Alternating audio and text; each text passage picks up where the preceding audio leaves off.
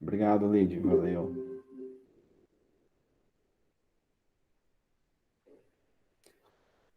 Muito bem. Então, primeiro ponto, o estudo sobre a qualidade de energia elétrica, né? O primeiro ponto a ser abordado na nossa aula de hoje. Segundo ponto, os aspectos de um sistema com máxima qualidade de energia elétrica. Terminologia referente às análises de qualidade de energia elétrica, então, os termos, né, empregados ali para definir cada um dos fenômenos relacionados à qualidade de energia, a gente vai ver na aula de hoje também. Definição conceitual sobre harmônicos de tensão e corrente, algo que eu já comentei com vocês anteriormente, quando desenvolvemos o conteúdo de transformador, mas que hoje eu vou detalhar, tá? Para que vocês compreendam a formação de harmônicos para tensão ou corrente. Normalmente aparece mais na corrente, mas é um fenômeno que acaba impactando aqui as duas variáveis do sistema elétrico. Formação de um sinal elétrico com componentes harmônicos, daí nós temos um passo a passo aqui que eu coloco, um modelo de cargas não lineares, que basicamente é o que geram os harmônicos, né? E aplicações de cargas não lineares ao longo do tempo, além de especificação por categoria, tá? Então, vou comentar de uma forma genérica aí, os tipos de carga, focando mais nas não lineares, que é o que acaba gerando esses distúrbios harmônicos da rede elétrica, tá certo? Legal. Então, partindo para o primeiro ponto da aula, temos aí a definição de qualidade de energia elétrica, tá? Então, temos aí que o termo qualidade de energia elétrica representa um conjunto de características técnicas ou físicas para a tensão e corrente elétrica de uma instalação ou equipamento específico, bem como todos os fatores legais, econômicos, ambientais que envolvem o fornecimento e o consumo de energia aos mesmos, tá? Então, de uma forma resumida, qualidade de energia elétrica está associado à matriz energética, bem como os impactos ambientais, econômicos, fatores legais e os tipos de carga e fornecimentos. Então, ela engloba o todo, uma definição que acaba incorporando todos os aspectos relacionados aí a energia elétrica, mas não apenas aos fenômenos, né? Mas também impactos aí, legais, econômicos e ambientais, tá? Então, é uma definição bem abrangente, né? E que deve ser, portanto, obviamente, levada em consideração quando você vai fazer um projeto de engenharia, né? Um projeto focado aí no geração, transmissão e distribuição de energia, tá? Energia elétrica. E aqui eu coloquei apenas para ilustrar, né, uma imagem aqui, seria lá uma imagem meramente ilustrativa, mas que incorpora aqui o que foi definido, né, de forma textual, e aqui um sinal de tensão barra corrente que pode ser incorporado aqui alguns distúrbios que nós iremos aqui estudar, né, nesta aula de hoje, tá certo? Então, definição de qualidade de energia, basicamente isso daí: geração, transmissão e distribuição e seus impactos legais, econômicos e ambientais que acabam sendo gerados, certo? Então, falando de aspectos para um sistema com máxima qualidade de energia, nós temos o seguinte: para um sistema com máxima qualidade de energia elétrica, temos alguns aspectos, a seguir, tá? Então, primeiro, as condições ideais de transferência de energia que estão sendo atendidas, né? Minimizando. Opa, vamos lá, de novo. As condições ideais de transferência de energia estão sendo atendidas, minimizando as perdas em equipamentos e instalações e maximizando a capacidade de transmissão e distribuição de energia nos sistemas de potência, tá? Então, o que acontece? É aquela questão do transformador que eu já havia comentado com vocês, né? Então, devemos, de um equipamento, dimensioná-lo de forma a reduzir as perdas, aumentar, portanto, a capacidade de transmissão e distribuição de energia e, por consequência, aumentar o seu rendimento. Segundo aspecto, as concessionárias e consumidores de energia estão cientes dos seus direitos, obrigações e responsabilidades no que diz respeito à geração, transmissão e à utilização de energia elétrica, tá?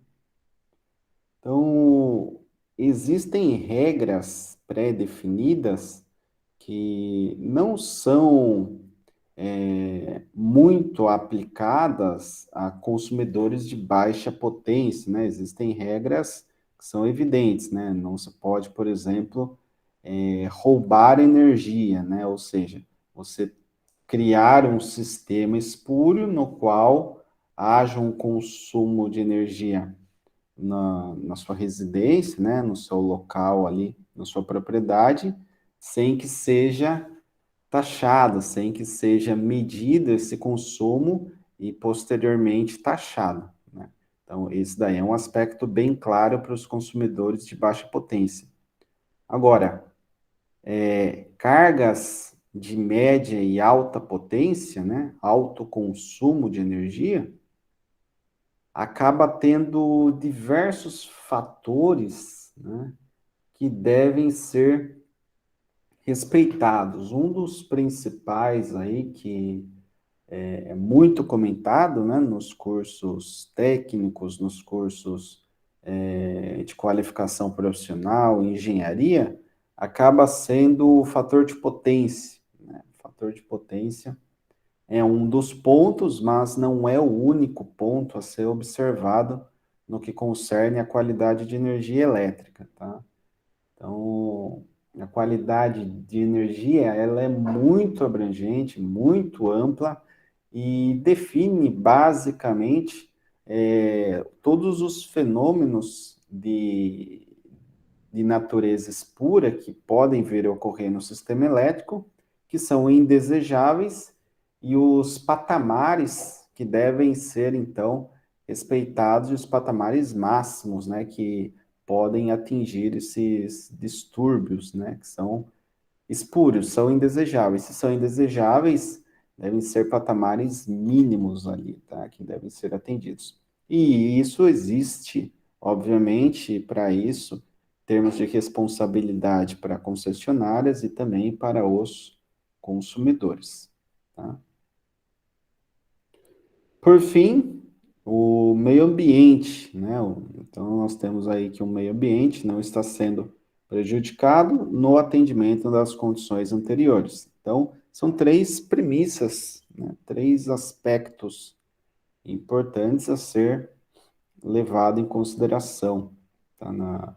Quando se vai maximizar um sistema elétrico buscando ali a máxima qualidade de energia, certo? Então, aqui eu coloco agora algumas definições para um sinal de boa qualidade. Em sistemas elétricos, né, sistemas trifásicos, além da forma de onda, amplitude e frequência constante, é necessário garantir que a potência a ser distribuída, né, seja aí igualmente distribuída nas três fases. Devemos ter aí um balanço das potências. Para que isso ocorra, é necessário que o sistema atenda às seguintes condições. Primeiro, os elementos em cada fase devem ter as mesmas características elétricas e magnéticas. E o segundo ponto, as tensões em cada fase devem apresentar amplitudes e defasagens iguais. Então, aqui eu trago basicamente um sinal trifásico, tá? Retirado do ambiente PSIM. Esse sistema trifásico apresenta aqui três tensões. Eu peguei aqui as tensões de fase, tá? Então, primeira tensão, fase A em relação neutro, fase B em relação neutro, fase C em relação neutro. E existe aquela defasagem já citada diversas vezes de 120 graus, né? Só que aqui eu não estou colocando de forma vetorial, estou colocando no domínio do tempo, tá? Então, eu tenho 120 graus, né? Nesse ponto, deste cruzamento para este segundo ponto. E daqui eu tenho 120 graus para a fase A, depois 120 graus fase B, 120 graus fase C. Somando, portanto, o equivalente a um ciclo completo, né? Ou 360 graus. Se eu pegar uma senoide apenas, dá para perceber bem isso, né? Eu acabo partindo desse ponto, positivo, negativo completo, e retorno ao mesmo ponto, tá? Outro ponto que dá para se perceber também é que a gente tem aqui de 0 a 0,02 seria 20 mili, né? Só que o período completo acaba sendo um pouco antes. E se invertermos ali 60 Hz, né, calcular o inverso da frequência, nós temos um período de 0,016, então um pouquinho antes aqui desse 002, tá? Então, o sistema ideal é esse, tá? Onde há um equilíbrio das tensões, tá? Ou seja, elas têm a mesma amplitude e existe a mesma defasagem, tá? 120 graus, 120 e 120. Professor, pode ocorrer em um sistema onde haja uma mudança de fase? Sim, acontece, né? É um distúrbio não desejado, mas pode acontecer de um sistema ter 100 graus, aqui, por exemplo, fase A. Aqui eu tenho 140, né? Compensando aqui os 20 da fase A e 120 na fase C. Então, tem uma assimetria de fases, né? De A para B, no caso, de B para C, e de A para C, né? Só que na tensão eu tenho 127, 127, 127. Agora, pode ocorrer desequilíbrios, né? Então, por exemplo, fase A eu tenho 127 eficaz, fase B 140 e fase C 110, tá? Então, tá com um leve desequilíbrio. Só que existem patamares, né? Patamares limites para esse desequilíbrio, bem como também temos para assimetrias, desbalanço, né? A gente vai ver aí esses aspectos mais adiante. Ah. Então, falando aí das terminologias básicas e algumas definições para qualidade de energia, temos a primeira terminologia aí adotada sendo componente fundamental. Tá? O que é essa componente fundamental? É basicamente a componente senoidal na frequência nominal da rede de um sinal de tensão ou de corrente. Então, o que acontece? Se eu tenho um sinal de tensão de 127 volts, monofásico, tá? No Brasil, nós temos uma frequência nominal de 60 Hz. No Paraguai, por exemplo, existe uma frequência nominal de 50 Hz. Tá? Então, existe uma diferença, né?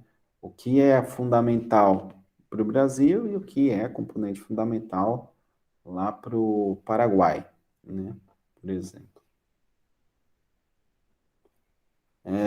ponto de acoplamento comum, conhecido como PAC, e a fronteira entre as instalações da concessionária e as do consumidor. E aí é um ponto importante, né, de se analisar, porque o que acontece é o seguinte: a concessionária tem ali as suas responsabilidades, e um consumidor média alta potência tem também as suas responsabilidades. Tá? O PAC é a fronteira. Então, é o ponto ali que define, ó, daqui para cá, concessionária, daqui para lá, consumidor. Então, se ocorrer um problema nesse ponto, responsabilidade do consumidor, ele que vai ser penalizado. Se for do PAC para a esquerda, concessionária. Então, esse PAC aqui, ponto de acoplamento comum, ele é muito importante no que concerne a atribuição de responsabilidades. Tá? Então, se houver algum problema que gere algum dano, algum prejuízo ao sistema elétrico como um todo, alguém vai ter que ser responsabilizado, porque, enfim, vai ter de se fazer uma reparação para que ele volte a funcionar de forma correta, né? Então, alguém vai bancar, alguém vai ser penalizado, né, por esse dano. E para se verificar quem é o responsável, analisa-se o PAC aqui, tá? Ponto de acoplamento comum. Tensão de fornecimento. É basicamente a tensão eficaz fixada pela concessionária. Tá? Então, nós temos ali um contrato de fornecimento de energia elétrica, existe um valor já eficaz pré-definido. Então, nós temos padrão monofásico aqui na região de Sorocaba, 127, 220, né? Então seria ali fase-fase e fase neutra, tá? Mas tem instalações que trabalham ali na média, algumas têm cabine primária, né? Algumas são alimentadas efetivamente da média, né? Alguns equipamentos da empresa têm essa nível já, né? Esse potencial aí a ser empregado nos equipamentos. Então, existem diversos tipos de fornecimento para diversas faixas de potência, né? E o nível da tensão eficaz empregada está relacionado, portanto, à modalidade de fornecimento de energia. Ô, professor, Oi, pode falar. aqui no estado de São Paulo é mais comum 127 e 220, né? Mas Sim, no Rio Grande do Sul é 220 e 280. Tem alguma vantagem, tipo, se assim, quando você tem a tensão maior, a corrente vai ser menor, né? Mas sim. assim, por que que tem essa diferença tão grande assim entre os lugares? Então, normalmente tem um estudo de impacto, efetivamente, do nível maior ou menor de tensão para a maioria dos equipamentos. Então, você vai numa região, uma determinada região, você tem uma grande parte dos equipamentos industriais, e isso acaba arrastando efeito também para eletrodomésticos, né? Que trabalham ali na faixa de, por exemplo, 220, entendeu? Então, se você compra um equipamento 220, você precisa ter na sua instalação, seja residencial, seja industrial, um ponto de energização em 220. Então, acaba tendo impacto nesse sentido, né, de equipamentos que trabalham, em sua grande maioria, com potencial de 220 volts. Só que dependendo da região, conforme foi dito, você tem 220 para fase neutro, né? Ou 220 para fase-fase, tá? As empresas trabalham muito em 380, porque motores, quando você tem uma região muito industrial, né? Muito industrializada, com diversos tipos de fábricas, empresas, microempresas, você tem normalmente um maquinário que acaba trabalhando nesse potencial já de 380. Então, acaba sendo interessante ter na distribuição secundária, esse potencial pré-definido, tá? Então, colocamos lá 380 na linha e 220 na fase, no fechamento estrela aterrada. Normalmente é feito assim, tá? Ah, entendi. Obrigado, professor. Valeu. Bom, retomando aqui, temos aqui tensão medida, né? Então, basicamente, é a média das tensões eficazes obtidas por medição. Então, existe um medidor ali, vai ficar coletando o valor eficaz da tensão e é feita uma média desses valores, que é ali em um intervalo de 10 minutos, no ponto de entrega ao consumidor. Então, a tensão eficaz, né, nós temos ali um período, né? Por exemplo, 60 Hz dá 16,67 milissegundos. Esse é o período, tá? Então, o que acontece?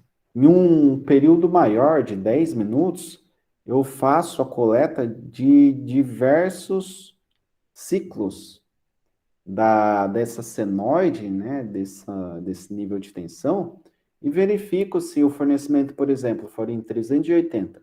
Eu verifico se de fato a tensão está batendo em 380. Então tá, 380, 385, 382, 379, 378.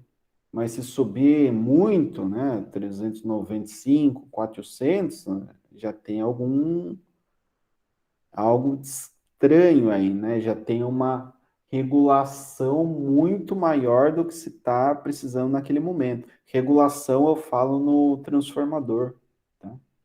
Que é o que a gente já estudou, né? Então, o transformador trifásico, ele tem ali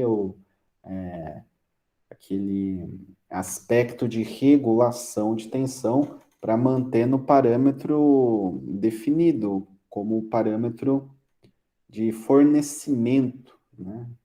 Local ali de tensão.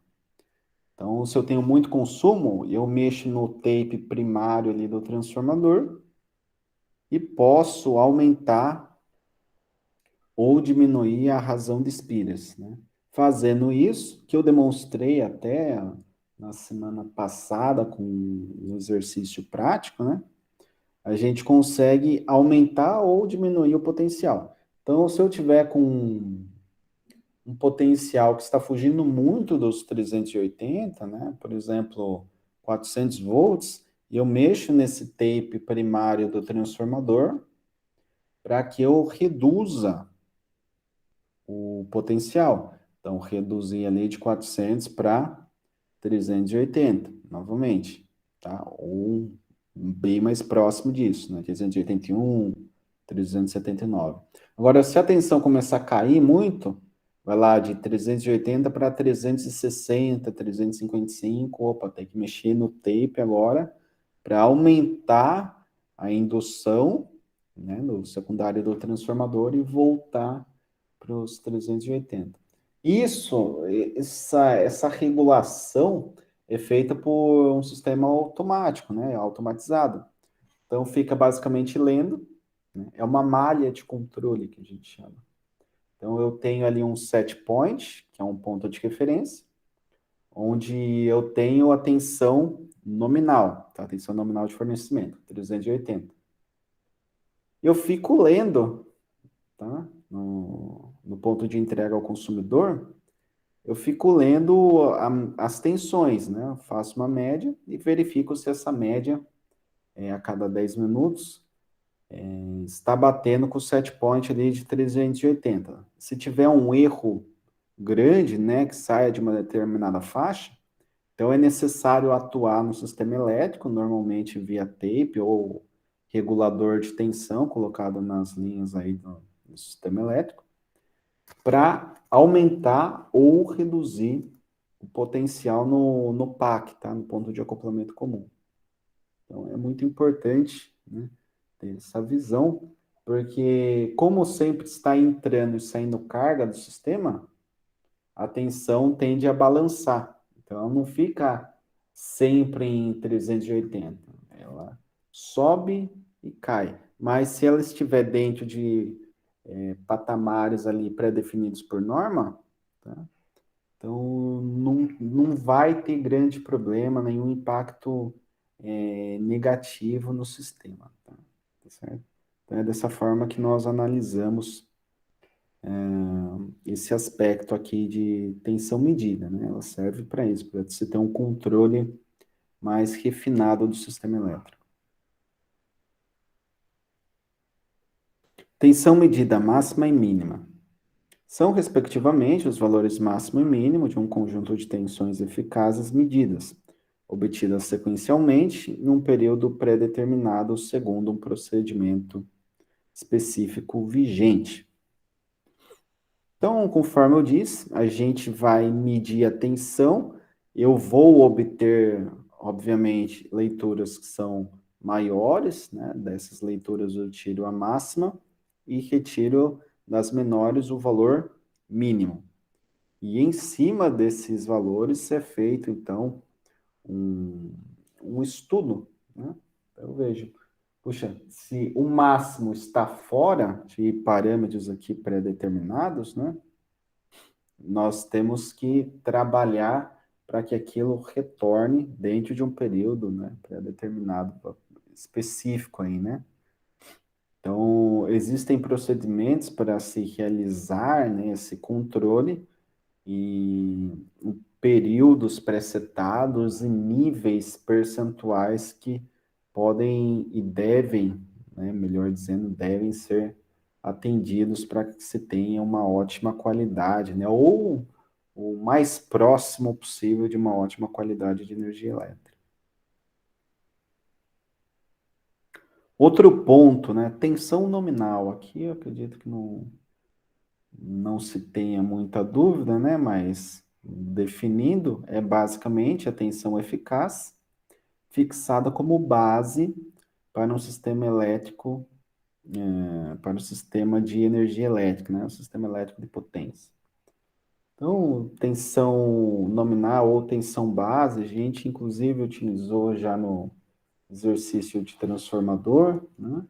Onde precisamos determinar quem era o valor base de tensão, valor base de corrente, né, de potência, valor base de impedância. Então, esse ponto aqui acredito que esteja já bem claro para vocês.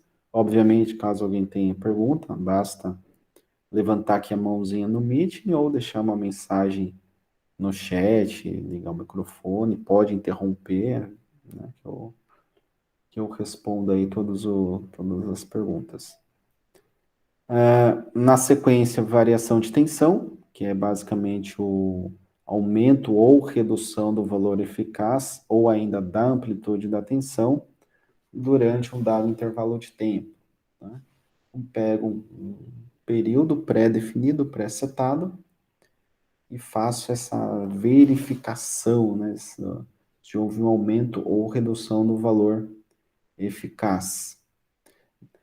Quando você fala ali de períodos, tá? Para se verificar variações, eu tenho uma definição com base nos períodos, tá? Então, tem variação de tensão, tem sag, swell, sobretensão, subtensão. Normalmente analisamos, tudo variação de tensão, né? Tem uma variação da tensão. Então, por que o sistema de qualidade de energia, então, não define tudo como variação de tensão? Acabou, vamos embora, né? Simplificaria muito mais, né? Mas nós temos que classificar quais são os períodos, né? Se aquilo é cíclico, se não é cíclico, se aquilo ocorre em determinados períodos, né? Períodos mais longos ou períodos muito curtos, né? Ou seja, várias vezes dentro de um único ciclo da rede. Então, para cada tipo de distúrbio, cada tipo de fenômeno da rede, nós temos um viés de análise, né? Uma interpretação específica. Por isso que temos várias subdivisões aqui para se analisar dentro do aspecto de qualidade de energia. Outro ponto é o desequilíbrio de tensão. Tá? O desequilíbrio é o desvio em sistemas trifásicos nos módulos das tensões em relação à condição equilibrada, que é caracterizada pela igualdade dos módulos entre as fases. Então, eu tenho fase A, B e C, de forma resumida. Se eu tenho um sistema de 127 volts, eu devo ter 127 volts nas três fases. O desequilíbrio é algo que eu já citei até no gráfico anteriormente, é aquela mudança de amplitude. Tá? Se eu acabo mudando a amplitude em um sistema puramente senoidal, acabo gerando também uma mudança no valor eficaz, pois o valor eficaz é a amplitude dividido por raiz de 2. Então, se eu mudei a amplitude, acabo mudando, obviamente, o valor eficaz. E se eu tenho uma mudança muito elevada, né, em relação ao valor nominal definido para aquele sistema trifásico, eu tenho um sistema muito desequilibrado e eu devo atuar normalmente no balanço, tá, de fase, de potência nas fases, para ter esse controle mais refinado, né, para precisar melhor ali aquele balanço, né, do potencial entre cada uma das fases, fase A, B e C, no caso. A simetria também já comentei, mas é basicamente o desvio em sistemas elétricos nos ângulos das tensões em relação ao sistema igualmente defasado de 120 graus nas fases, tá? Não existe, né, apenas na tensão, pode ocorrer também aí na corrente, né? Já que eu tenho tensões assimétricas, posso, obviamente, obter correntes assimétricas. Basta imaginar uma carga resistiva, né? A carga resistiva é basicamente um ganho que eu acabo acrescentando no sistema elétrico.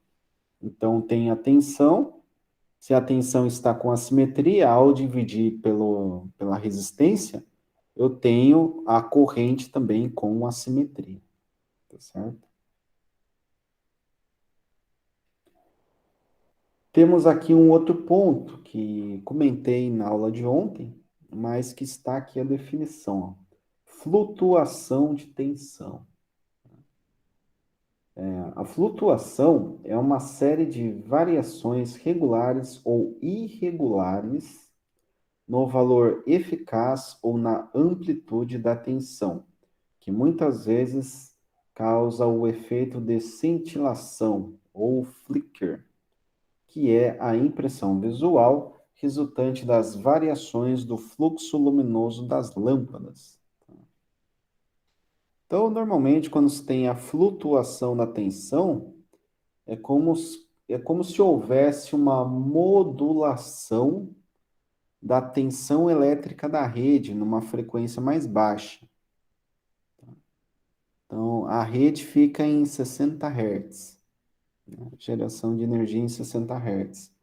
A flutuação de tensão ocorre, obviamente, em cargas não lineares, né? Um efeito indesejado também na rede elétrica, que eu tenho a tensão em sua amplitude variando de forma modulada com uma frequência abaixo de 60 Hz. Então, temos ali, normalmente, abaixo de 30, né? De 30 ali, até ocorrer esse efeito aqui da cintilação luminosa, o flicker, que tem seu ponto máximo em aproximadamente 8,8 Hz, tá?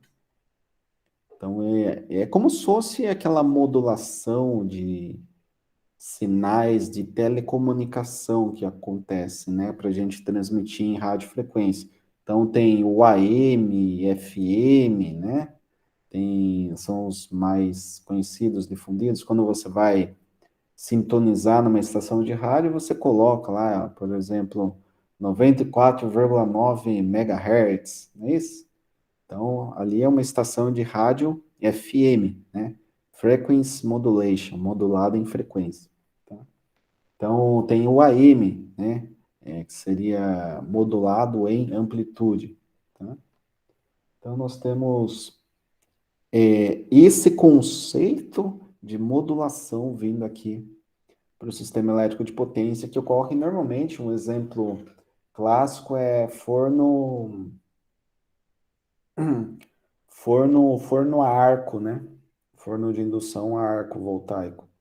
Então, esse sistema gera flutuação na tensão e trabalha em níveis de potência astronômicos também, né? Na ordem de megawatt. Então, é necessário se ter ali uma subestação para que esse tipo de carga funcione.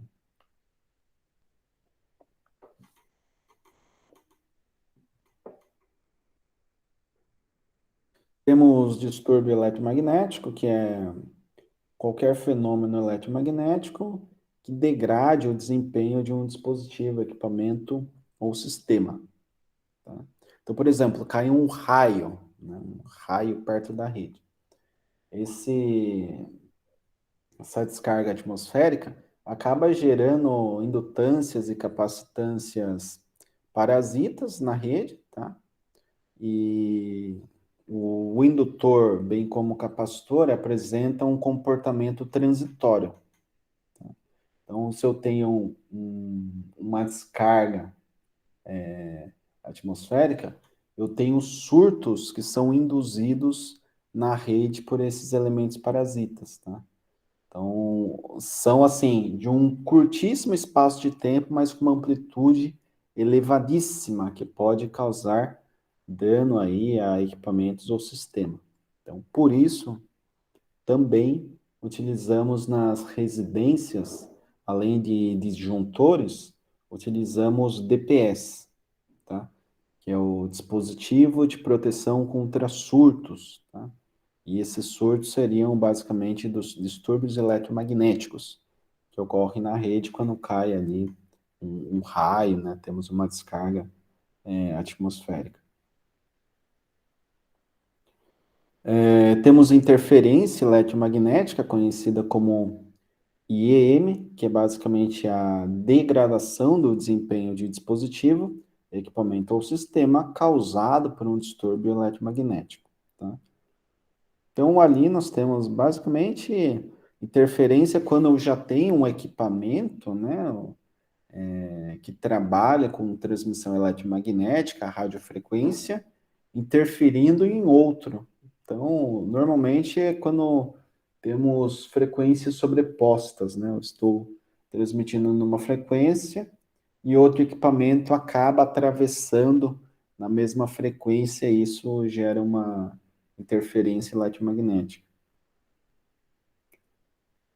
Temos a compatibilidade eletromagnética, que seria conhecido como CEM, e é basicamente a capacidade de um equipamento ou sistema de operar satisfatoriamente no seu ambiente eletromagnético sem impor distúrbios eletromagnéticos intoleráveis em nada nesse ambiente. Então, compatibilidade eletromagnética é algo muito empregado, por exemplo, em sistemas automotivos, né? Que nós temos, por exemplo,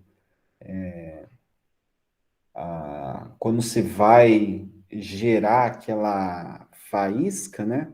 Aquela centelha para motores a combustão, aquilo gera um distúrbio eletromagnético. Tá? Então, esse distúrbio pode afetar os sistemas eletrônicos do carro. Só que para que não haja nenhum tipo de efeito danoso para esses outros circuitos e componentes, né, do sistema automotivo, é utilizada uma tecnologia para compatibilidade eletromagnética, no qual são criados circuitos, outros sistemas que fazem a filtragem desses distúrbios eletromagnéticos para que não ocorra nenhum efeito danoso para esses sistemas eletrônicos, né? Esses sisteminhas eletroeletrônicos do carro.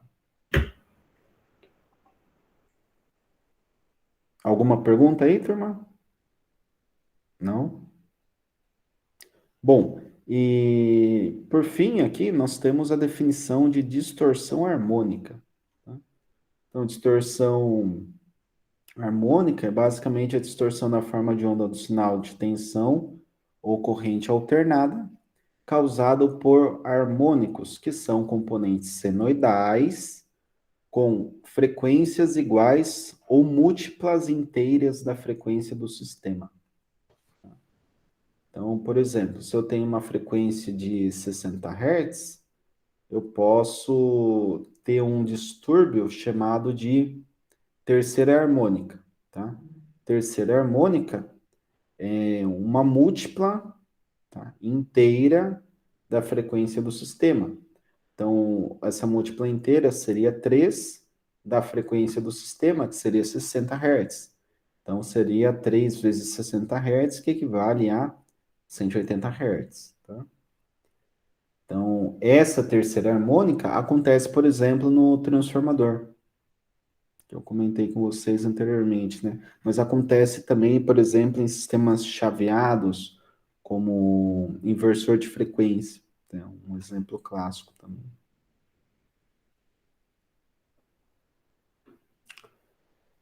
Então, agora eu vou colocar aqui uma imagem que demonstra os fenômenos mais comuns na qualidade de energia. Tá? E aqui eu coloco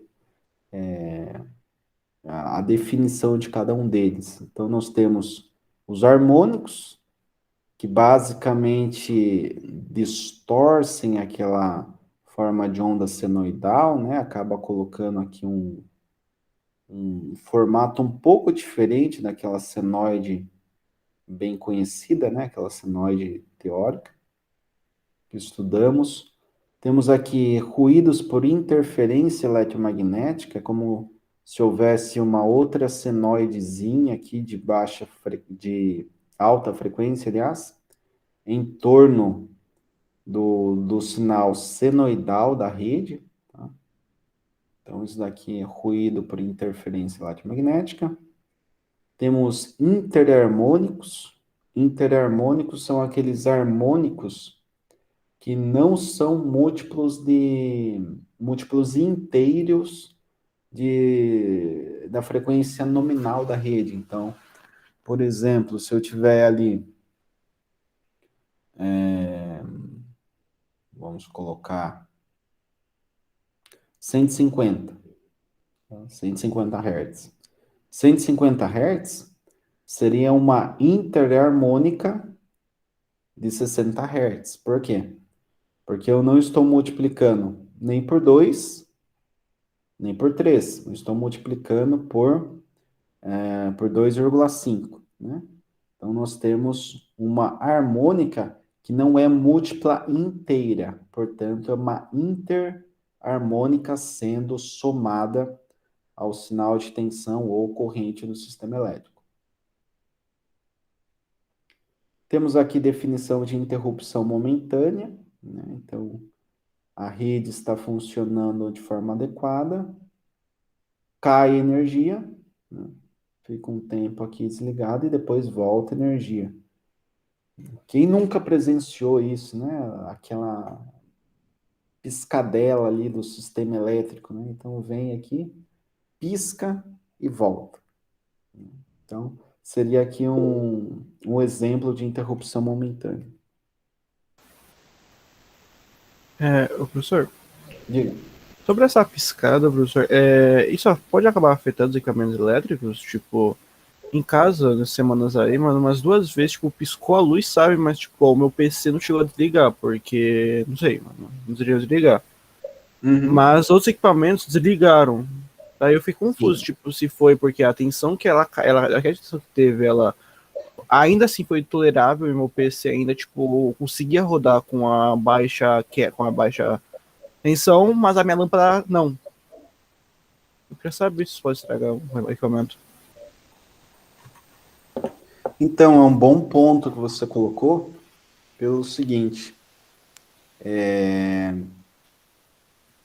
nesse caso aqui da interrupção momentânea, a energia zera. Zero? Zera. Tá? Então, eu tenho aqui valor eficaz e aqui eu não tenho nada. por alguns ciclos, tá vendo? Ó, um ciclo, vários ciclos. Aqui eu perdi vários ciclos. Só que, se você parar para analisar, eu tenho quantos ciclos em um segundo na nossa rede? 60. Sim. Entendeu? Então, se eu perder, sei lá, 10%, 6 ciclos, né, não deu nem um segundo. Tá? Não deu nem um segundo de desligamento da rede. Mas esse um segundo, para equipamentos que não tem muita eletrônica envolvida, dá uma diferença. Tá? A Agora, lâmpada. oi? A lâmpada, como exemplo? A lâmpada, por exemplo, tá? Se você pegar principalmente incandescente você percebe na hora. Entendeu? Ela pisca, por quê? Porque ela é uma resistência. Ela respeita exatamente o que eu tenho no sistema. Então, se eu tenho uma tensão senoidal no sistema, ela responde com uma senoide de corrente. Agora, se eu não tenho nada no sistema, ela responde com nada também. Então, se ela deveria emitir um brilho, se não chega energia, ela não emite brilho, porque ela vai emitir o brilho se tiver energia no formato senoidal. Agora, equipamentos eletrônicos, no caso aí do PC, por exemplo, televisores, etc., eles têm um delay. Por quê? Porque existem indutores e capacitores que são elementos que armazenam energia. O indutor armazena no formato de campo magnético e o capacitor armazena no formato de campo elétrico. Tá? Então, o que acontece? Existe uma constante de tempo que faz com que o sistema se mantenha ainda energizado por alguns milissegundos ou alguns segundos, dependendo da aplicação. Então, talvez não tenha desligado efetivamente, né? Mas se demorasse mais para ter um retorno, né, o equipamento iria desligar porque esses elementos eles armazenam energia e devolvem rapidamente. Eles não conseguem manter ali por segundos ou minutos, entendeu? Só que quando eu disse nesse caso aqui que eu perdi alguns ciclos, eu falei ali, por exemplo, de 100 milissegundos. No caso de perder 10%, né, eu estaria trabalhando nessa ordem. Então, alguns ciclos da rede não vai fazer muita diferença. Tá? Agora, se eu ficar um minuto sem energia, daí sim, daí desliga. Em definitivo. Entendi. Então não é a questão de, tipo, caiu pra não. Ele zerou realmente. Só que alguns equipamentos, tipo, ele consegue, vão por um milésimo de segundo ainda ativo, mesmo com a tensão zero. Exatamente. É como se Entendi. fosse assim, ó, aqui está senoidal, caiu aqui a tensão, só que no seu equipamento foi para cair aqui para zero, estava caindo, ia tocar o zero, voltou. Entendeu? Entendi. Basicamente isso. Outra coisa que pode acontecer no sistema e que traz também um efeito visual, mas que não é tão claro quanto a interrupção momentânea, é subtensão. Tá? Então, subtensão momentânea, que é conhecida como SAG, que eu comentei anteriormente. Né? SAG é quando eu tenho um leve afundamento da tensão, normalmente quando eu inserir uma carga de maior potência, essa amplitude cai, mas logo entre o sistema de controle que observa, puxa, aqui estava em 300 volts, né, aproximadamente aqui, 300 volts, né, eficaz. 380, 380, 380, daí caiu ali para, por exemplo, 290. Então, caiu para 290, poxa, estava 380, caiu para 290, né? 290, então entra o sistema de controle que atua no sistema para voltar em 380, entendeu? Então tem uma subtensão momentânea, mas que o sistema de controle faz com que volte no valor nominal. Tá? Por isso que eu falei, coloco uma referência e fico monitorando. Houve aqui uma discrepância? Sim, eu percebi em quantos ciclos? No terceiro ciclo. Então, mando o sistema de controle atuar e entra ali para atuando no sistema e depois de um determinado período volta-se a ter 380 volts. Tá? Acontece com SAG e acontece também com swell. Tá? Swell é basicamente uma sobretensão momentânea. Então, o sistema vinha ali em 380 volts e depois subiu ali para 410, por exemplo. Tá? Então, opa, subiu para 410, eu devo reduzir a indução de tensão no secundário da máquina para que reduza, então, esse potencial, né, que ficou muito elevado. Então, se eu perceber nesse ciclo aqui, neste quarto ciclo, passando mais 2 ciclos é o tempo que o sistema leva para responder para retornar a 380 volts. Tá? Pode parecer estranho, né, quando eu falo de sistema responder, mas o curso de vocês é justamente isso, tá? Justamente fazer essa otimização, ó. Puxa, tal em 380 foi para 400. Não, eu quero voltar em 380 rápido. Puxa. Esse sisteminha de controle não voltou tão rápido, não. Demorou 1, 2, 3, 4, 5, 6 ciclos. Então, 10% aí da quantidade de ciclos por segundo para retornar para o valor nominal da tensão. Então, puxa, será que não daria para ter retornado com apenas 2 ciclos? 3 ciclos? Aqui demorou 6 ciclos. Né? Então, existe essa possibilidade de otimizar o sistema para que ele retorne o mais rápido possível. E quem faz isso é controle e automação. Tá? E, efetivamente falando com vocês essa parte. E temos a flutuação de tensão, o efeito flicker, que é quando a lâmpada acaba gerando um brilho máximo, né? Ela fica oscilando, né? Efeito flicker. Então, nesse efeito, nós temos uma modulação da tensão feita em baixa frequência, tá? Esse sinal aqui é um sinal de tensão que acaba sendo modulado em amplitude, tá? Eu tenho uma amplitude pequena, vou para uma amplitude maior, retorno para uma amplitude pequena e fica isso daqui de forma cíclica, tá? Então, essa oscilação cíclica é a modulação na frequência que gera o efeito de cintilação luminosa, tá? O efeito flicker.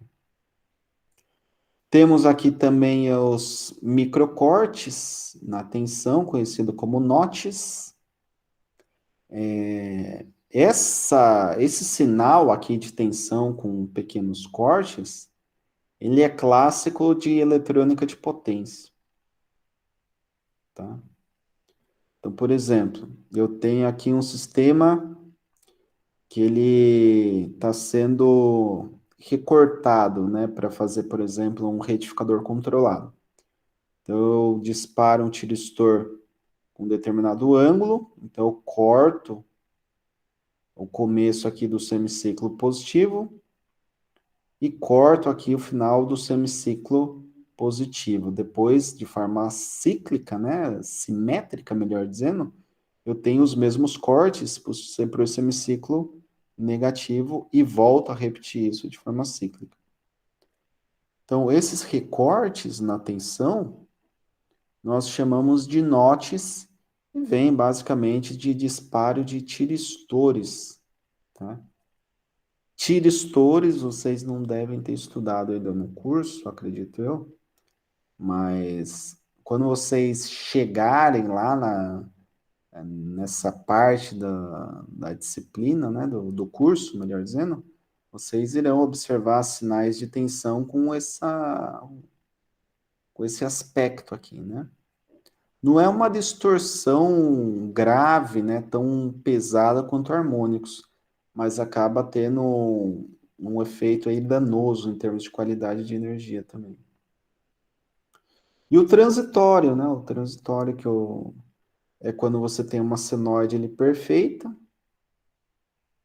Em um instante muito curto de tempo, ali na ordem de nanosegundos, dependendo, você tem uma oscilação, mas que já estabiliza aqui, que basicamente fica por ali, né? Então, normalmente, quando você tem ali um surto, né, uma descarga atmosférica, acontece algo parecido com isso daqui. Tá?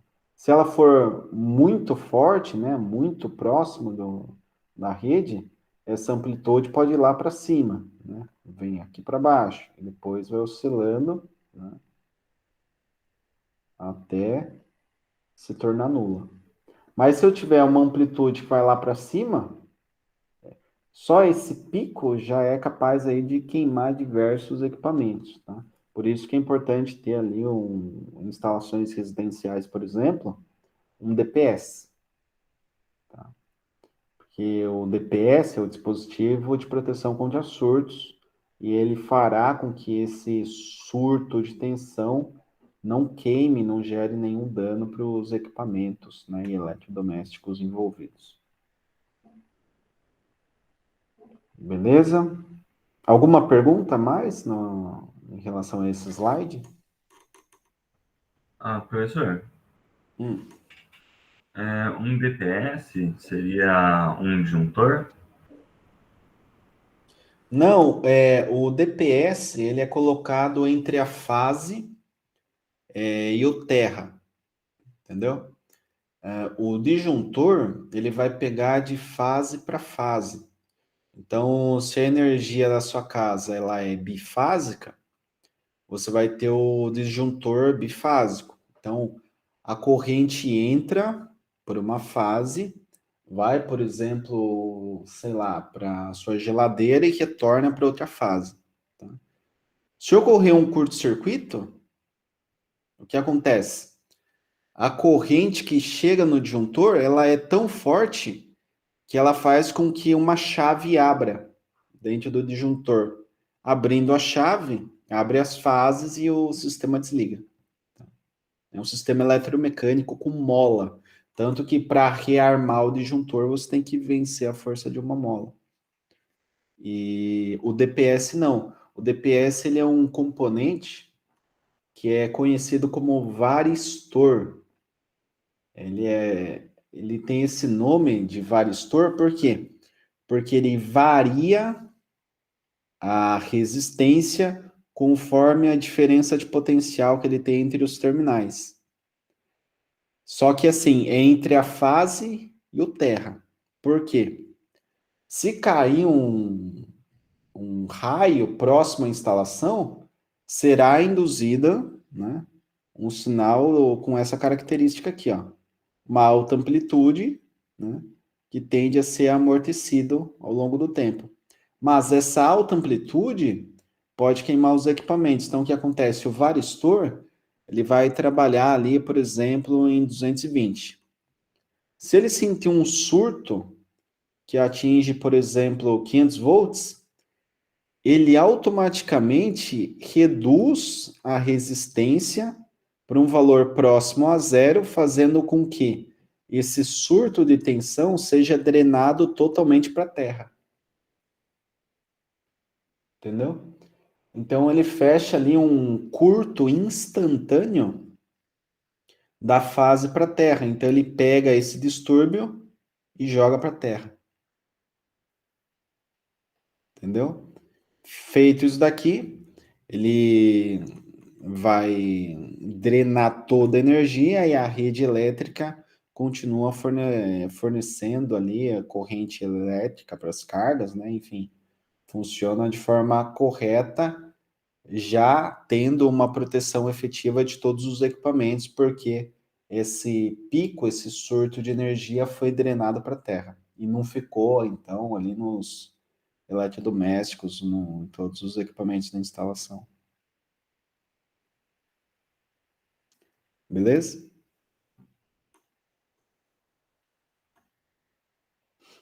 Muito bem. Então, dando continuidade aqui, falar sobre distorções harmônicas, né? tanto para tensão quanto para corrente agora.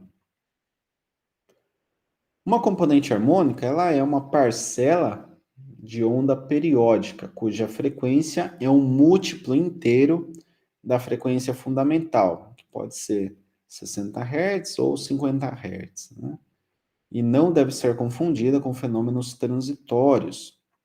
Distorção harmônica é um tipo específico de distúrbio de não conformidade na potência, ou seja, qualidade da energia, e tem sua origem essencialmente baseada nas características não lineares dos dispositivos e cargas do sistema elétrico. Tá? Então, seria basicamente a primeira forma de onda que foi observada no slide anterior, né? Então, essa forma de onda aqui, ela é cheia de modificação, né? Ela lembra uma senoide porque ela é periódica, mas ela é bem modificada, né? Ela tem um aspecto bem diferente de uma senoide limpa, aí, que é o que nós desejamos nos sistemas elétricos. Harmônicos são definidos como componentes senoidais de uma onda periódica que não possuem frequência múltipla da frequência fundamental, conforme ilustrado a seguir. Então, nós temos aqui 60 Hz e uma outra senoide de 120 Hz. Perceba, o ciclo da senoide de 60 Hz equivale a 2 ciclos da senoide de 120 Hz. Tá? Essa senoide de 120 Hz, portanto, é um segundo harmônico, porque 120 dividido por 2 equivale a 60 Hz. Terceiro harmônico significa que eu tenho, dentro de um ciclo da frequência fundamental, eu tenho 1, 2, 3 ciclos. Tá? Então, para um ciclo de frequência fundamental, eu tenho 3 ciclos de frequência harmônica. Portanto, para um sistema de 60 Hz, eu teria uma harmônica de 180 Hz, que equivale a um terceiro harmônico, pois 180 dividido por 3 equivale a 60. E assim vai, né? Ó, se eu tiver aqui uma quarta harmônica, eu tenho 1, 2, 3, 4 ciclos dentro de apenas um grande ciclo aqui de 60 Hz. Tá? Quinta harmônica, da mesma forma. 1, 2, 3, 4, 5. Beleza, turma? Então, pego, tenho quinta harmônica, então eu tenho uma múltipla de 60. Então, é 5 vezes 60, 300 Hz. Ou ainda, 300 dividido por quinta harmônica, dá fundamental, que é 60 Hz.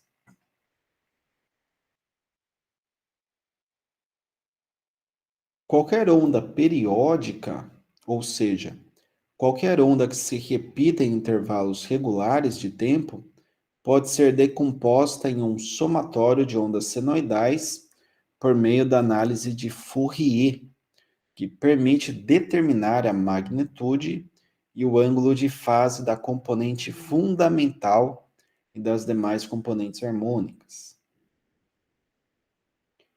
Então, aqui eu tenho um sinal com distorção harmônica, e ao realizar a transformada de Fourier, que é basicamente o que nós vimos naquele bloquinho de ontem, que era o FFT, né? Fast Fourier Transform, tá? Para quem não se lembra, basta acessar a aula de ontem, nós mexemos com um bloquinho que fazia Fourier, tá? Por quê? Porque ele determinava a magnitude e também o ângulo de fase. E na aula de ontem nós estávamos interessados muito no ângulo de fase, queríamos ver aquela defasagem, né, dos 30 graus que existe na conexão delta estrela de transformadores. Aqui não. Aqui nós temos um sinal totalmente distorcido e queremos entender quais são as componentes harmônicas desse sinal. Tá? Então, para esse sinal de tensão, por exemplo, né, um sinalzinho de tensão distorcido, nós teríamos a fundamental, que é 60 Hz, terceira harmônica, o que equivale a 180 Hz, e quinto harmônico, o que equivale a 300 Hz, certo? Então, esse seria o valor da senoide de 60 Hz, esta seria a senoide de 180 Hz, e a menorzinha aqui, né, seria 300 Hz. Se eu somar matematicamente as senoides, ó, quer ver? Esse ponto aqui, eu tenho um valor de pico de 60 Hz, um pouquinho antes, né? Então, tem esse ponto aqui, até o pico. Daqui para o pico, se eu somar com a quinta harmônica e com a terceira harmônica, eu tenho essa ondinha aqui, tá? Agora, do lado, eu tenho outros valores, né? Que são maiores, inclusive, que o valor central. Então, eu tenho dois valores de pico aqui, ó. VP1 e VP2, que tem basicamente o mesmo valor numérico, né? Então, eu tenho o pico da terceira, o pico da quinta, junto de um valor aqui positivo também da senoide de 60 Hz, que equivale a esse ponto, e eu tenho uma simetria, ó. Esse ponto se repete, tá? Por isso que eu tenho a formação de um outro pico dentro de um mesmo semiciclo, tá? Então, a formação desse sinal distorcido é basicamente o somatório dessas três senoides.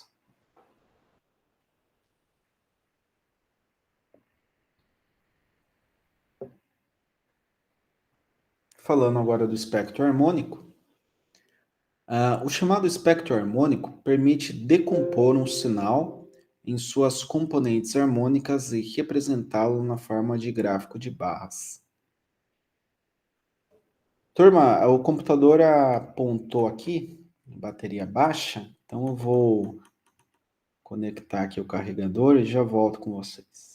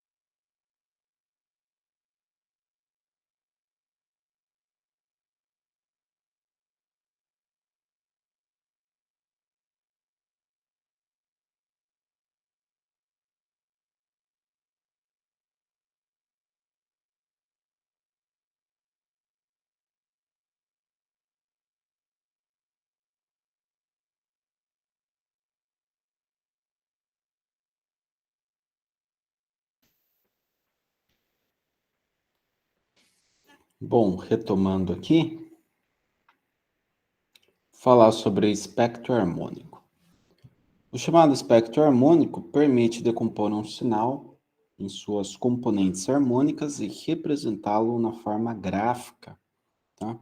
Gráfico de barras, onde cada barra representa uma frequência harmônica com a sua frequência, valor eficaz e defasagem. Espectro harmônico é uma representação da forma de onda no domínio da frequência, tá? Que é conhecido como FFT, Fast Fourier Transform. Na prática, geralmente limita-se o número de harmônicos a serem avaliados e analisados por volta da ordem de 50, tá? Uma vez que raramente os sinais acima desta ordem são significativos a ponto de poderem perturbar o funcionamento da instalação. Então, aqui eu tenho um gráfico de barras que representaria o percentual da fundamental em um sistema puramente senoidal. Então, tem uma senoide limpa. Tá? Qual seria ali o potencial, né? O potencial pode ser, por exemplo, 380 volts. Mas eu sei que 100%, tá? 100% equivale a fundamental. Não tem nenhuma componente harmônica. Agora, se eu tiver uma senoide distorcida, né? Como foi mostrado no slide anterior, que eu tinha terceira e quinta harmônica, eu não tenho mais 100% na fundamental. Tá? Eu tenho ali, por exemplo, um determinado valor, 380, mas eu tenho aqui, por exemplo, 250 volts de terceira harmônica, tenho aqui 80 volts de quinta harmônica, 40 volts de sétima harmônica, 30 volts de nona harmônica, tá? 10 volts de décima primeira, 5 volts de décima terceira, e assim vai reduzindo, né, a tendência. Quanto mais longe da fundamental, a tendência é que caia a zero, tá? Por isso que se fala, né, uma ordem superior a 50 basicamente não se utiliza, porque já nesse exemplo dá para se ter uma boa noção, né? Tá, 13ª já está bem abaixo aqui dos 20%, já está bem próximo a zero, para falar a verdade. Então, as que teriam maior impacto mesmo no sistema seria a terceira, quinta harmônica, talvez sétima e nona aqui, né? 11ª um pouquinho, mas já é bem menos, né, que as outras harmônicas. Então, esse espectro harmônico ele é importante quando a gente vai fazer uma filtragem. Tá? Então, tem a rede elétrica, eu quero que a rede apresente um sinal senoidal perfeito. Então, o que eu faço? Eu tenho que eliminar terceira harmônica, quinta, sétima, nona, 11ª e 13ª. É simples de fazer isso? Não. É complexo. Normalmente a gente consegue atenuar as harmônicas, mas eliminar por completo é mais difícil. Então, existem diversos estudos, tem até dissertações, doutorados, teses de doutorado, né, que abordam tecnologias, topologias, metodologias para se desenvolver filtros ativos de potência, né, para rede elétrica. E tem também outros projetos aí relacionados a filtros passivos, mas hoje em dia se estuda bastante filtragem ativa para eliminar esses ruídos harmônicos que acabam sendo muito prejudiciais aí ao sistema elétrico. Colocar agora a característica de cargas não lineares. Tá? Normalmente se estuda muito cargas passivas, né? Cargas lineares. Mas existem também as não lineares e a gente deve entender o que são essas cargas e o que elas provocam. Esses tipos de cargas provocam uma não proporcionalidade entre a tensão aplicada e a corrente demandada, ou seja, a corrente absorvida não tem a mesma forma de onda da tensão que alimenta. Tá? Então, para e pensa, como pode eu alimentar um sistema com tensão senoidal e a corrente ser quadrada, ou a corrente ser triangular? É estranho, né? Mas em cargas não lineares, acontecem uns fenômenos similares. Não nessa proporção, né? De senoide se tornar uma onda quadrada ou uma onda triangular, mas só para vocês terem uma noção, né? Surgem harmônicos que acabam distorcendo essa senoide limpa da tensão quando se fala da corrente absorvida pelo sistema. Em particular, equipamentos que utilizam interruptores de potência apresentam essa característica pela própria natureza dos dispositivos. Mas não são os únicos tipos de carga que provocam não linearidade no sistema. A figura a seguir vai ilustrar a característica típica de uma carga não linear. Então, cargas não lineares, diodo, alguns tipos de capacitor, tiristores, aqui sistemas transistorizados, indutores saturados, né? Então, nós temos aqui diversos tipos de cargas que apresentam não linearidade, tá? Então, temos a forma de onda de tensão, temos aqui, por exemplo, essa linha verde, né, que lembra até a curva de saturação de um transformador, que é um elemento indutivo.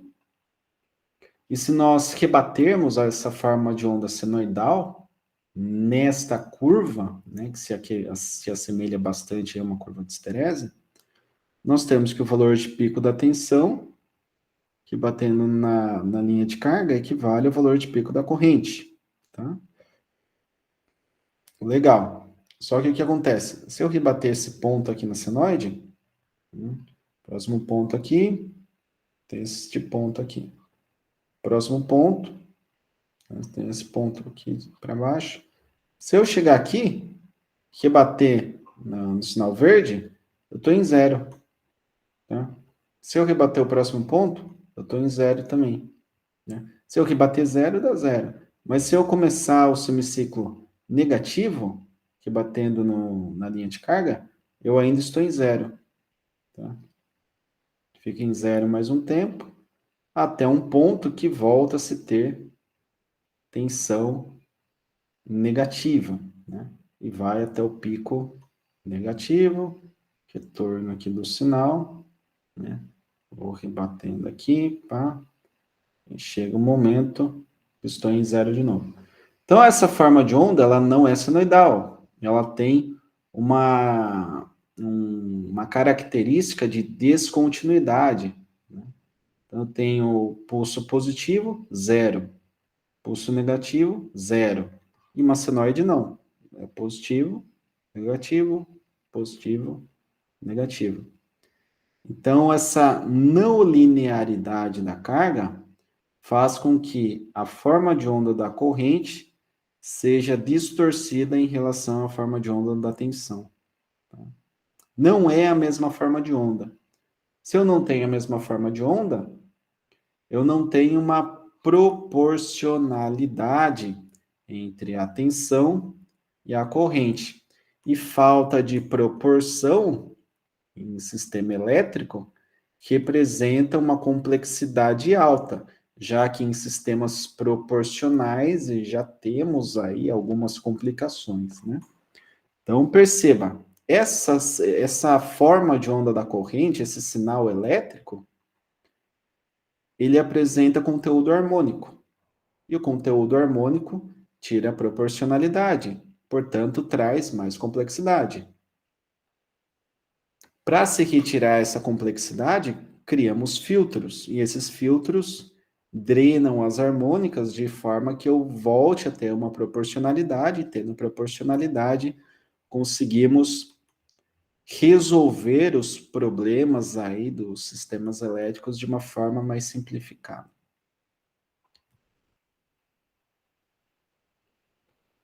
Falando um pouco sobre a aplicação de cargas não lineares, temos que o uso de cargas não lineares é cada vez maior. assim como a sua contribuição ao consumo de energia elétrica. Um estudo recente do EPRI, que equivale ao Electrical Power Research Institute, indicou que em 1985, 25% das cargas eram do tipo não lineares, tá? Geradores de harmônicos. 25% em 85. Tá? Em 93, aumentou para 50%. Então, apenas 8 anos, né, depois, já dobrou, tá, a totalidade de cargas não lineares. E na atualidade, estima-se, né, que temos aí aproximadamente 65% das cargas.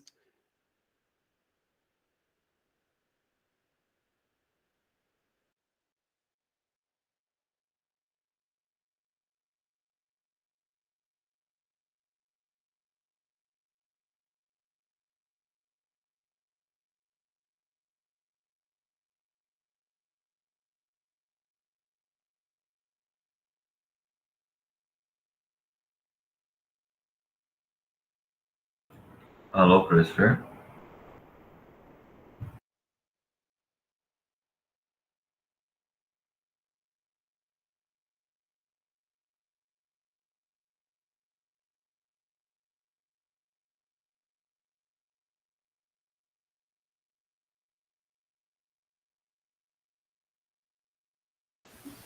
Professor?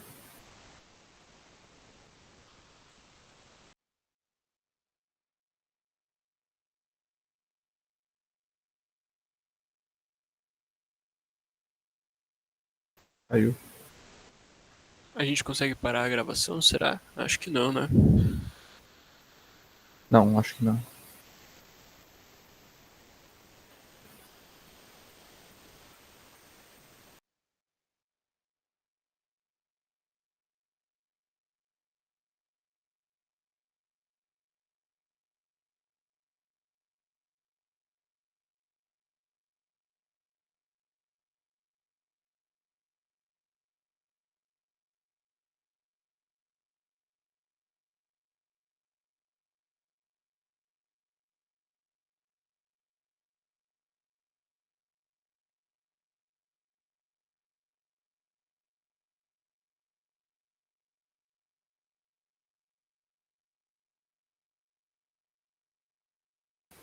Chuto que acabou a bateria do notebook dele.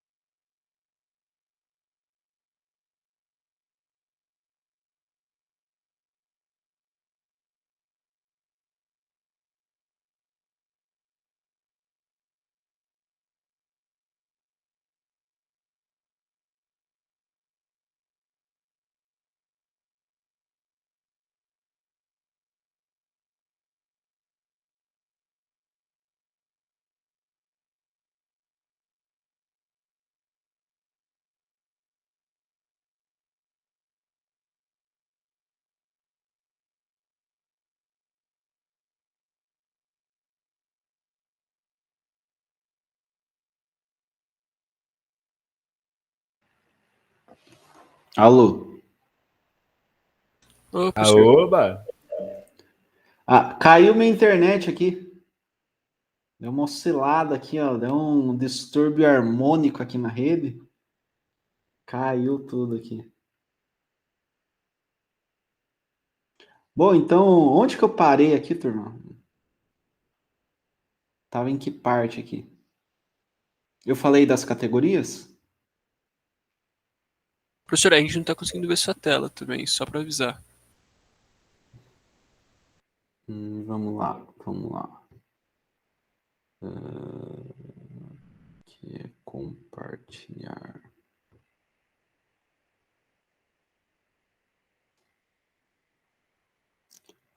Agora apareceu aí, né? Isso, agora dá pra ver tranquilo, professor. Tá. Bom, então, de forma resumida, estava falando aqui sobre a evolução do uso de cargas não lineares, né? Em 1985, se utilizava 25% das cargas eram do tipo não linear. 8 anos depois, em 93, se aumentou para 50%, tá? E atualmente nós temos aí uma estimativa de 65% das cargas sendo do tipo não linear. Então, mais da metade, hoje em dia, já é não linear. Já tem muita eletrônica envolvida, né? Então, essas cargas não lineares, elas têm 3 categorias. A categoria 1 envolve equipamentos de arco voltaico, tá? Então, existe uma não linearidade na formação de um arco voltaico. A segunda característica aqui, a segunda categoria que equivale aqui a equipamentos com núcleo ferromagnético, tá? Então, quando o núcleo está saturado, existe uma não linearidade do circuito magnético, que vem daquela curva de esterese. E a terceira e última categoria é com base nos equipamentos eletrônicos, que apresentam não linearidade dos componentes. Então, tiristores, IGBTs, IGCTs, esses componentes de comutação da eletrônica de potência, acabam gerando aqueles notches, que basicamente a penúltima imagem que foi vista ali dos distúrbios, né? Então, aqueles notches do semiciclo positivo e negativo geram também harmônicos, né? E esses harmônicos, normalmente, quando existem na tensão, acabam por existir também na forma de onda da corrente. Agora, se eu tenho uma tensão limpa e uma carga não linear, a tendência é que haja um distúrbio harmônico muito alto na forma de onda da corrente. Normalmente é isso que acontece em termos práticos. Beleza, turma? Então, a aula de hoje é isso. Deu para falar bastante, né, sobre esse conceito de qualidade de energia e os pontos, os aspectos técnicos que nós observamos na tensão, corrente, entendemos melhor também sobre a formação das componentes harmônicas, né? Entendemos que elas são múltiplas e inteiras da fundamental, pelo menos na sua grande maioria. Podem existir interharmônicas, mas a tendência é que na maioria das aplicações, aí, mais de 90% das aplicações com harmônicas, elas são uma múltipla inteira, tá, da fundamental. E isso traz aí algumas características que definem um norte de como se projetar filtros passivos e filtros ativos para se atenuar ou eliminar essas harmônicas do sistema de forma a trazer uma proporcionalidade no desenvolvimento aí de soluções com energia elétrica, tá? Para qualidade de energia elétrica. Beleza? Então, a aula de hoje é isso. Eu vou finalizando aqui a gravação. Interromper.